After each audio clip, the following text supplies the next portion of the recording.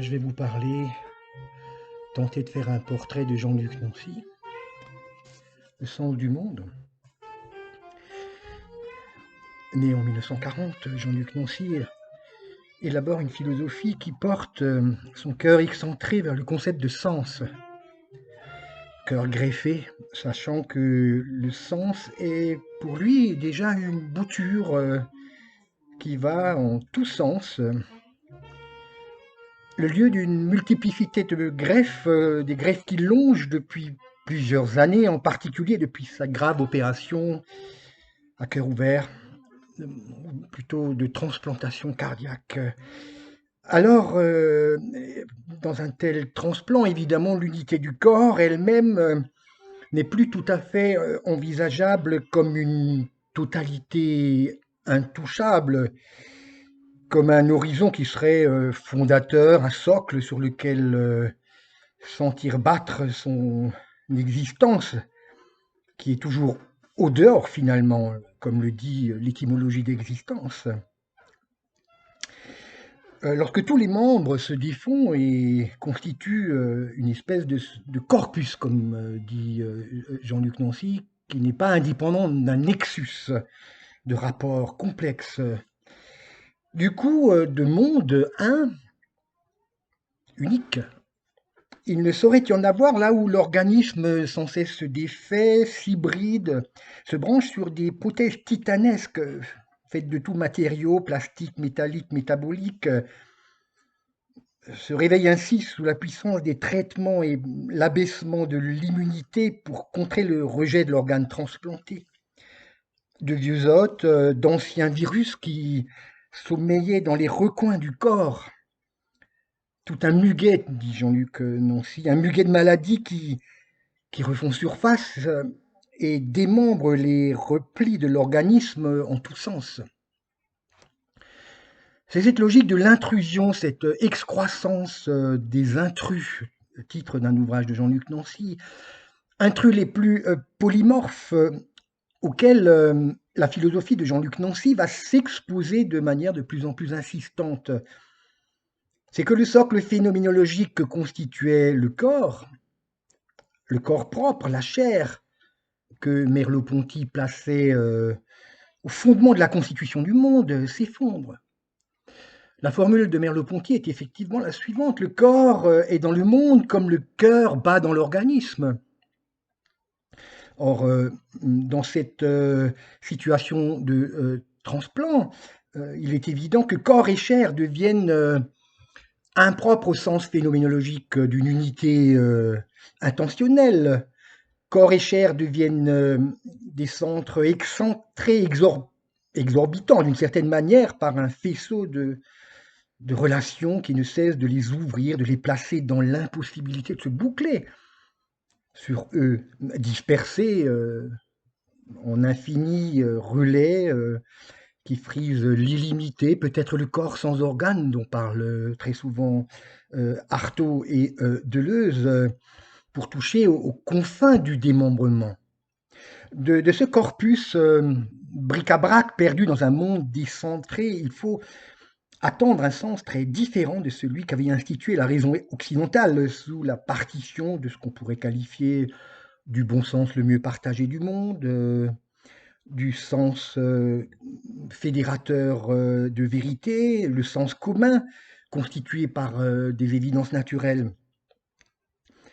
Le sens du monde dans le corpus d'un corps délié fera sens, évidemment, autrement, de proche en proche, par contact, par contiguïté, comme si tout devait se laisser diviser en une face effeuillée, exposée à d'autres faces, au seuil d'une faille, d'un vide, d'une limite où régnerait seul le tact, le toucher tangentiel de tous ces bords traversés qui s'empreignent et se greffent l'un sur l'autre, selon une formule que Jean-Luc Nancy qualifiait d'être avec. Bon, l'être avec est un concept essentiel de sa philosophie, comme chez Deleuze, la conjonction et constitue le tréfonds même des multiplicités. D'une physiologie placée en perpétuel état de limite, qui sans cesse touche aux confins de sa stabilité, mise en instabilité permanente, tout en cherchant l'équilibre dans sa métastabilité. Et Jean-Luc Nancy, proche de l'expérience de la maladie de Nietzsche, ce que j'évoquais hier, aura su entrer dans sa pensée, faire l'épreuve d'un monde toujours extérieur qui vit sur des mêmes vitesses de déstabilisation, de restabilisation, que l'organisme ne cesse de désorganiser, de réorganiser dans une logique tout à fait inédite. Le monde est ainsi démembré aussi démembré d'ailleurs que le corps, au voisinage de nos métastases, de nos branchements artificiels et poumons d'infortune, on verra déferler les puissances de la technique et les flux de l'économie tout autant, selon une croissance exponentielle, parce que l'économie aussi, aujourd'hui, est évidemment, elle est dans une figure de ce type, parcourue d'inflations diverses, de cours monétaires, boursiers, richesses de toutes sortes qui mettent la pauvreté en expansion, portant au paroxysme de son déchaînement, le vertige du non-sens. Et c'est pas du tout ce que la philosophie de Jean-Luc Nancy a en vue.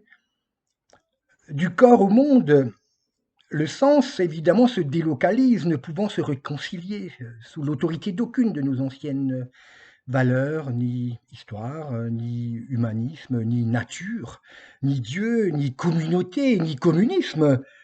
Sous la prolifération de l'immonde et le retrait des stabilités, des régularités chrétiennes et encore des instructions païennes, le monde se fait désert de sens dans le vide duquel brise sans doute un avenir et un événement. Puisque tout est interrompu, que la tradition s'est brisée, qu'il y a une déclosion nécessaire de la philosophie qui se lève dans sa capacité même de se greffer de toutes parts au travers d'un foisonnement et des interrogations qui sont justement multiplexes, multiples. Hein, c'est dans cette expérience des confins que le sens, curieusement, fait retour dans la pensée de Jean-Luc Nancy, autrement que comme bon sens ou sens commun, dont nous savons qu'il débouche sur des certitudes et des vérités bien illusoires. Le sens ne vaut plus du tout comme objet clairement identifiable ou sujet nettement campé sur sa propriété. Le temps des objets s'est liquéfié dans le temps des débris, des reliques, des fragments, une prolifération devenue naturelle finalement de, je cite Jean-Luc Nancy, de mousse, gomme, dents, tuiles, synapses, cristal, liquide, vrille, écailles, planches, écume, ongles, grêle, neutrons, lymphe et ainsi de suite, à jamais indéfini. Fin de citation. Le sens du monde doit se réaliser désormais dans le contact, l'empreinte de tous ces bords défaits. Il explore une sensibilité dans un corpus qui sans cesse s'écarte de soi-même, se débarrasse du sens unique pour nous engager dans la césure, dans la fêlure illimitée que creuse la limite la limite organique portée hors de ces sillons. Du coup, se constitue sous ce rapport l'espoir peut-être de quelque chose comme une constellation, quelque chose comme un ensemble stellaire où ne domine plus aucune capitale, bien sûr, aucune cartographie, ni Orient, ni Occident. Lorsque tout entre dans le dénuement qui annonce une vie nouvelle, pas celle évidemment d'un capitalisme mondialisé, d'une délocalisation au sens la plus triviale. Non, non, il ne s'agit pas du tout de cet empire de capitaliste, de l'ultralibéralisme. Non, il s'agit au contraire de toute une écotechnie. Lorsque la technique entre en, en en lien avec une écosophie, avec une considération de la nature qu'il faut envisager sans doute en rapport avec une technique, avec 10 techniques pour pour nous sauver à condition qu'elle puisse échapper à la souveraineté du libéralisme et au pouvoir des individus qui vont en capitaliser les transports de communication sans rien y entendre d'autre que le sens de la domination sonnante et trébuchante, monétaire, pour ainsi dire vindicative, dans un corps trop sûr de lui, de ses forces qui induisent évidemment une plus grande fragilité, un confinement, la possibilité d'être contaminé, la possibilité pour celui qui prend un traitement à vie d'immunité par rapport à l'organe étranger qui a été transplanté. Tous ces risques, tous ces dangers réclament sans cesse cette vie sur la périphérie, avec la nécessité de toucher au dénuement, d'en passer par la maigreur et la nudité d'une pensée entièrement dérobée.